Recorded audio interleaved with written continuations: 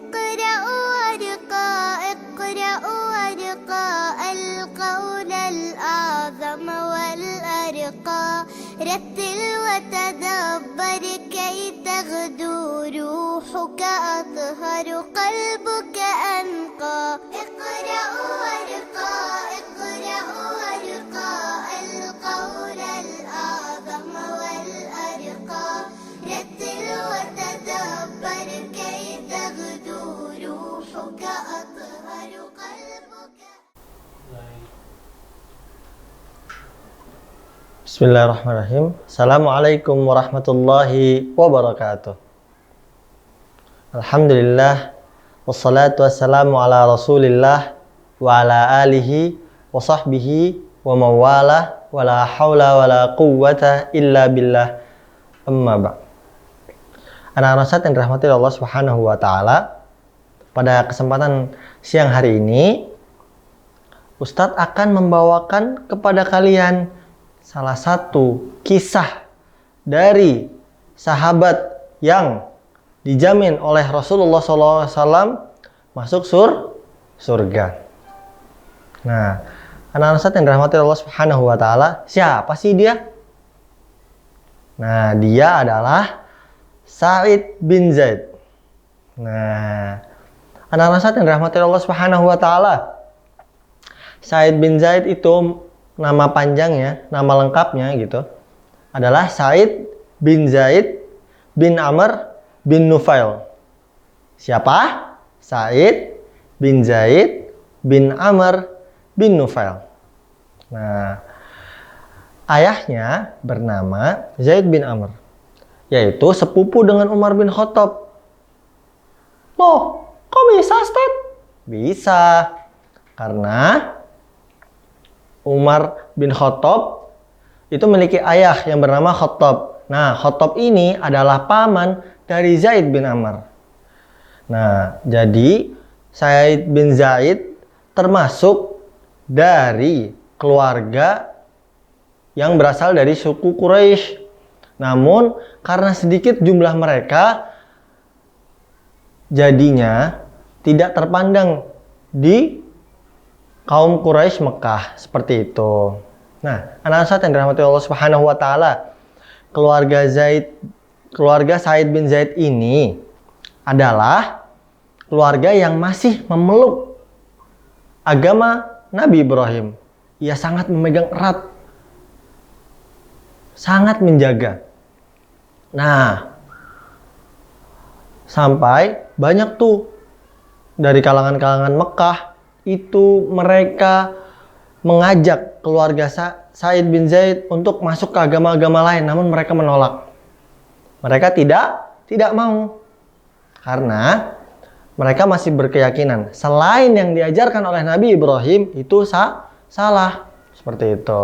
Nah, kaum Quraisy Mekah itu selalu memiliki adat, yaitu beribadah kepada berhala. Nah, mereka beribadah tuh kepada berhala, anak-anak sekalian. Dan keluarga Sa'id bin Zaid ini tidak menyukai, karena itu tidak sesuai dengan fitrah mereka. Anak-anak yang dirahmati Allah Subhanahu wa ta'ala, sesungguhnya Allah Subhanahu wa ta'ala melahirkan manusia di dunia ini tuh sesuai dengan fitrah. Kata Rasulullah SAW, kullu mauludin yuladu alal fitrah. Setiap yang dilahirkan itu terlahir di atas fitrah, seperti itu. Nah, dan fitrahnya itu adalah menyembah kepada Allah Subhanahu wa ta'ala. Jadi, anak-anak sekalian, kenapa keluarga Sa'id bin Zaid itu tidak menyukai penduduk Mekah? Karena kebiasaan mereka yang menyembah berhala itu tidak sesuai dengan fitrah mereka. Jadi, mereka tidak menyukainya. Nah, juga seringkali penduduk Mekah memberikan berhala itu makanan, buah-buahan. Kemudian mereka menyembelih hewan-hewan ternak mereka untuk dibagikan kepada berhala. Nah, sebelumnya nih, misalnya ada pertanyaan, Ustadz, berhala itu apa sih?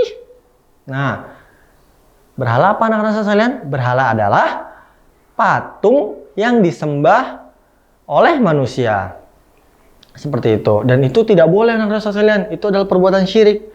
Syirik apa anak-anak sekalian? Menyembah kepada selain Allah atau menduakan Allah.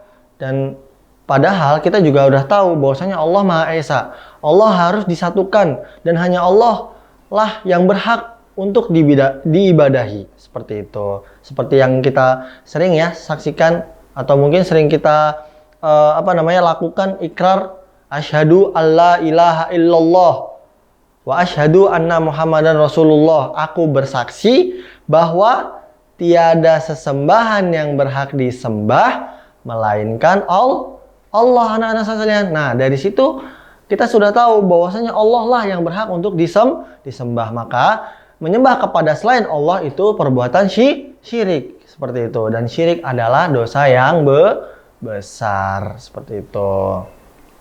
Nah, kita lanjutkan. Anak-anak sekalian yang dirahmati Allah Subhanahu wa taala. Kemudian Said bin Zaid itu terlahir.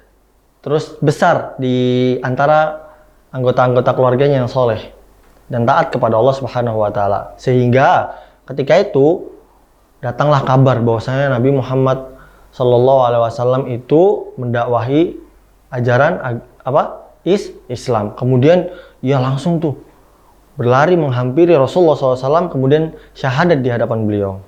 Karena apa? Karena beliau yakin bahwasanya Nabi Muhammad SAW adalah Nabi terakhir, utusan terakhir dari Allah Subhanahu wa taala. Seperti itu. Makanya Said bin Zaid tanpa basa-basi langsung masuk dalam Islam. Dan beliau adalah salah satu yang pertama kali masuk ke dalam Islam, seperti itu. Nah, anak-anak Said yang dirahmati Allah Subhanahu wa taala. Kemudian bentuk dari kuatnya iman itu sebelum keislaman beliau, Said bin Zaid itu menikah dengan perempuan yang cantik. Namanya Fatimah bin Khattab. Binti Khattab. Coba kalian kedengaran aneh nggak? Ya, benar.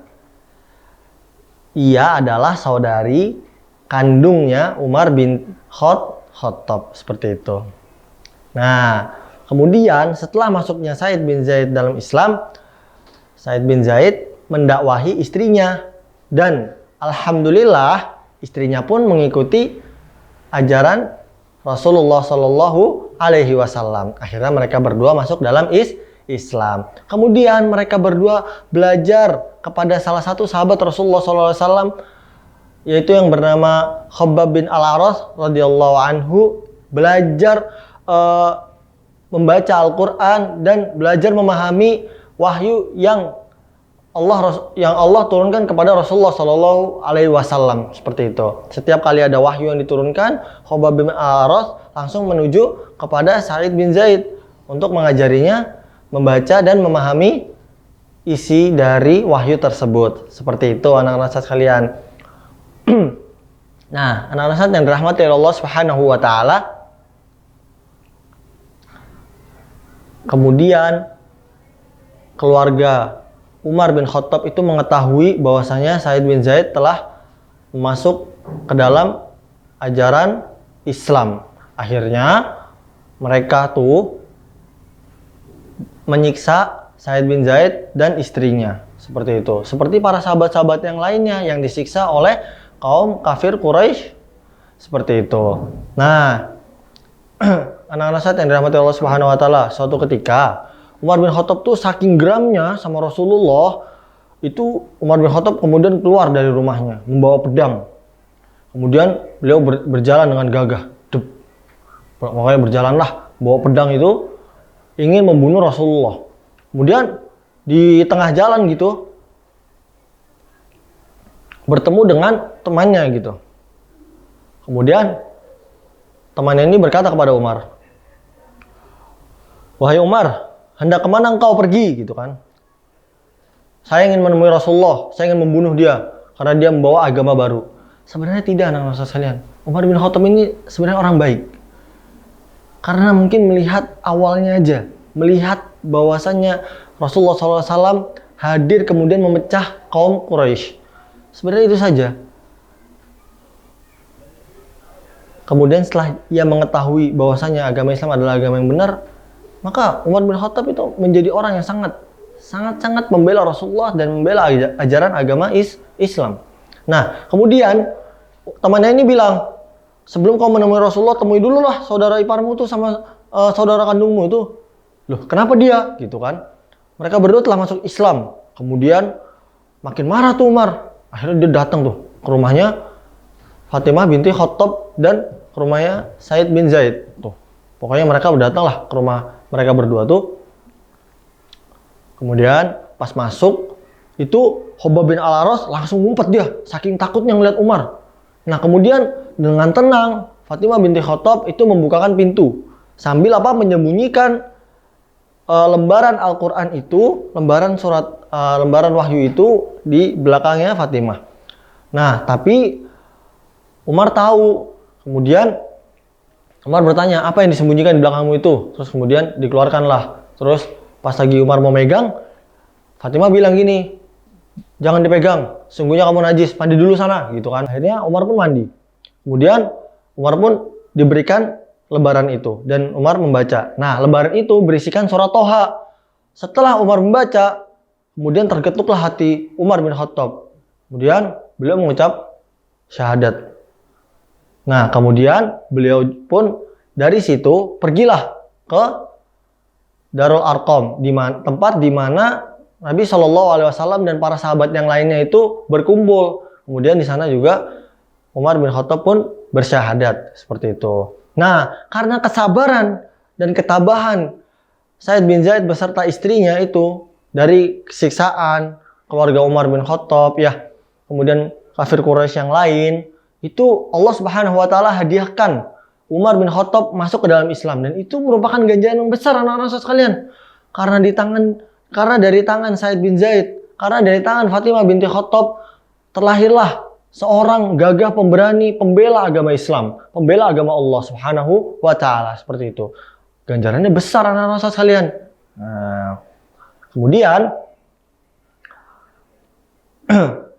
Said bin Zaid itu adalah sosok sahabat yang selalu menemani Rasulullah SAW kemanapun dia berada. Sampai waktu itu ada perintah dari Rasulullah SAW kepada para sahabatnya untuk hijrah ke Habasyah. Namun Said bin Zaid tetap menolak. Said bin Zaid tetap ingin berada di sisi Rasulullah SAW apapun keadaannya. Seperti itu. Coba kalian bayangkan betapa setianya Said bin Zaid kepada Rasulullah Shallallahu Alaihi Wasallam, seperti itu. Nah, anak-anak saat yang dirahmati Allah Subhanahu Wa Taala, kemudian Said bin Zaid adalah salah satu sahabat yang dijamin oleh Rasulullah SAW masuk surga. Nah, kemudian waktu itu juga pernah nih Rasulullah SAW mendaki Gunung Uhud bersama Abu Bakar dan para sahabat yang lain. Di situ ada Said bin Zaid. Nah, waktu Gunung Uhud itu didaki oleh Rasulullah dan para sahabatnya, Gunung Uhud itu bergetar. Lah, sahabat tuh panik tuh. Ya Rasulullah, ini apa nih? Kok gempa-gempa gini? Kok goncang-goncang gini? Ini kenapa ini? Terus kata Rasulullah Wahai Uhud, tenanglah.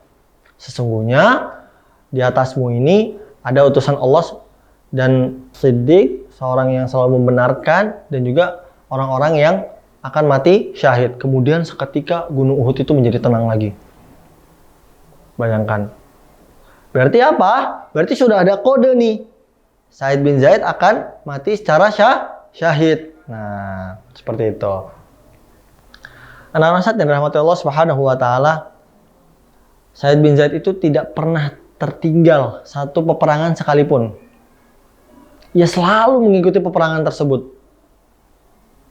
Nah, waktu itu di tahun 2 Hijriah sebelum perang Badar itu Said bin Zaid diperintahkan oleh Rasulullah SAW secara langsung menjadi komandan pengintai musuh. Waktu itu malam-malam tuh pas mereka pada ngintai nih, Said bin Zaid dan para sahabat ngintai. Terus mereka melihat bahwasanya musuh-musuh telah kembali kepada negaranya, kepada markasnya lagi gitu. Ternyata udah balik, nggak jadi perang itu waktu itu. Nah, kemudian pas lagi di perang Badar nih, itu Said bin Zaid bersama pasukannya itu telat ternyata. Nah ini nih yang nggak diikuti, tapi tetap dihitung sebagai sosok yang berperang di jalan Allah karena kan sudah meniatkan. Nah itu dia anak-anak sekalian. Kita ketika berniat sesuatu yang baik itu akan dihitung dua ketika kita melakukannya. Misalnya kita ingin berinfak, kita meniatkan dulu, aku pengen berinfak nih. Itu sudah dihitung ganjaran di sisi Allah. Kemudian ketika kita melakukannya itu dihitung ganjaran lagi di sisi Allah Subhanahu wa taala. Jadi ganjarannya dua seperti itu. Kalau kita batalkan, kita mendapat satu ganjaran, yaitu ganjaran niat kita yang baik seperti itu. Nah, sebagaimana Said bin Zaid beserta pasukannya tersebut yang ketinggalan pas waktu perang Badar. Waktu itu pasukan kaum muslimin alhamdulillah menang. Nah, pas lagi menang kan dapat rampasan. Nah, rampasannya itu dibagi-bagikan.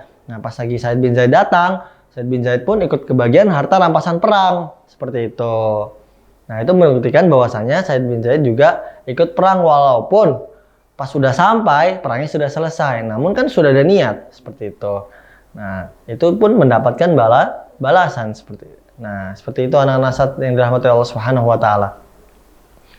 Nah, kemudian di dalam sejarah para sahabat, di dalam prasejarah Islam itu Said bin Zaid itu perannya sangat penting.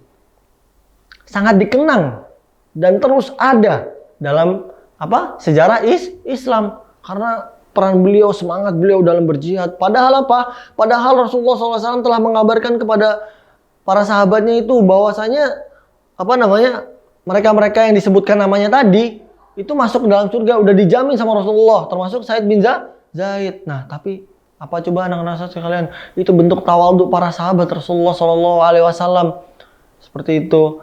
Beliau ridwanullah alaihim itu sangat bersemangat dan sangat giat dalam hal-hal yang bermanfaat. Menuntut ilmu, sholat, zakat, kemudian berjihad di jalan Allah Subhanahu wa taala. Mereka sangat bersemangat. Mereka sangat bersemangat dalam mengagungkan nama Allah Subhanahu wa taala, dalam membela agama Allah Subhanahu wa taala. Seperti itu anak-anak sekalian. Ustaz harap dari cerita ini kan bisa mengambil petik pelajaran itu ya, yang sangat berharga. Nah, anak-anak yang dirahmati Allah Subhanahu wa taala, ada suatu kejadian yang sangat dikenang oleh sejarah Islam, yaitu ketika perang Yarmuk. Waktu itu komandan perangnya Sa'ad bin Abi Waqqas. Nah, waktu itu pasukan kaum muslimin cuma berjumlah 12.000. Sedangkan pasukan kafir itu 120.000. Kalau tidak salah ya, 120.000 pasukan kafir, 12.000 doang nih pasukan kaum muslimin. Bayangkan perbedaan yang sangat jauh, 12.000 sama 120.000. Waktu itu pasukan kaum muslimin itu sedang berbaris, kemudian sedang menguatkan diri. Dengan apa? Dengan komandannya itu berbicara, berpidato, memberi nasihat, berkhutbah seperti itu. Nah, waktu itu kaum kafir yang jauh di sana tuh saking banyaknya mereka membuat barisan yang rapat gitu. Kemudian mereka melangkah secara bersamaan tuh, derap langkah kakinya, bunyi langkah kakinya mereka tuh sangat-sangat terdengar sampai menggetarkan hati-hati kaum muslimin. Wah, ini kayaknya banyak banget ini. Padahal dari jauh udah kedengeran. Gitu. Sebagian para sahabat ada yang berkata demikian.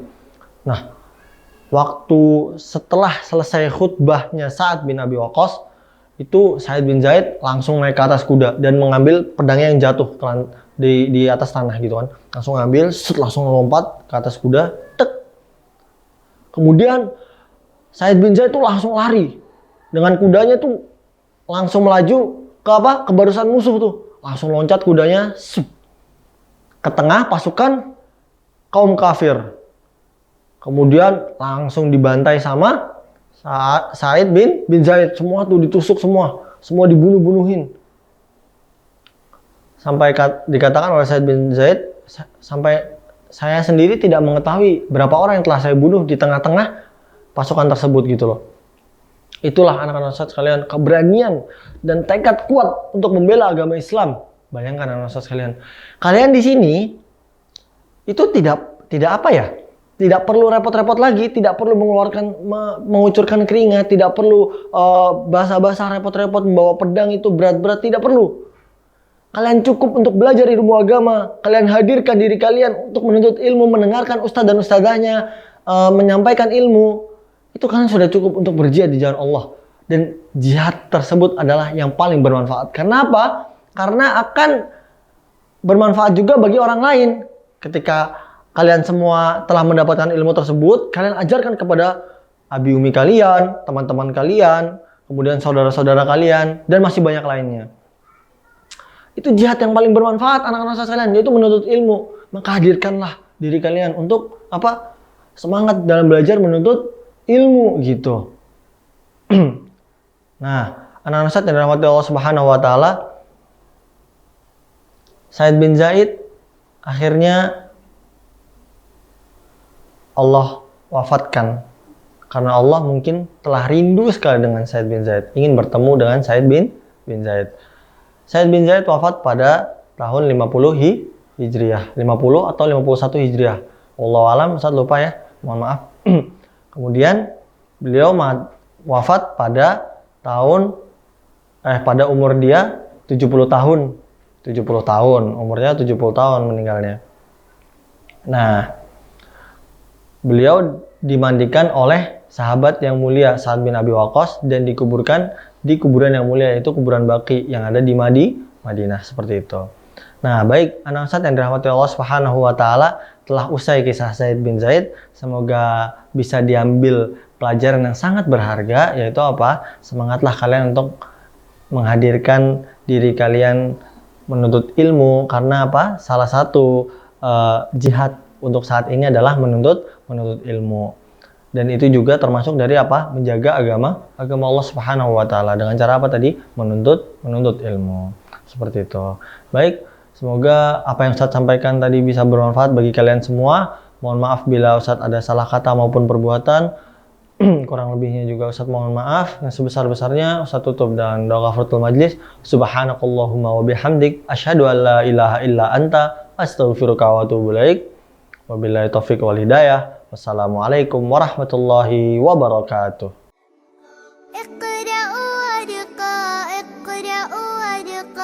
القول الأعظم والأرقى رتل وتدبر كي تغدو روحك أطهر قلبك أنقى. اقرأوا